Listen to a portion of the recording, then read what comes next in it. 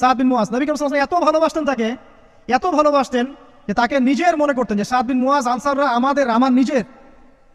চারটাখানি কথা।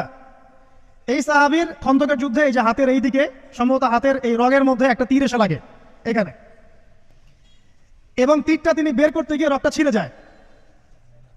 এরপর ফিনকি দিয়ে রক্ত বের হওয়া শুরু হয়। চিকিৎসা করে করে রক্ত বন্ধ করা যায় নাই, এবং এই রক্তের প্রবাহিত রক্তেই আল্লাহর ইচ্ছায় তিনি শাহাদাত বরণ করেন, তিনি ইন্তেকাল করেন। নবী করিম সাল্লাল্লাহু আলাইহি ওয়াসাল্লাম প্রচণ্ড ব্যথিত হন, মানে মনটা তার খুব নরম হয়ে যায় সাদ বিন মুয়াজ রাদিয়াল্লাহু আনহুর জন্য। তো এই সাহাবীর যখন জানাজার নামাজ পড়ানো হচ্ছে, নবীজি বলছেন 70,000 ফেরেশতা তার নামাজে অংশ নিয়েছে।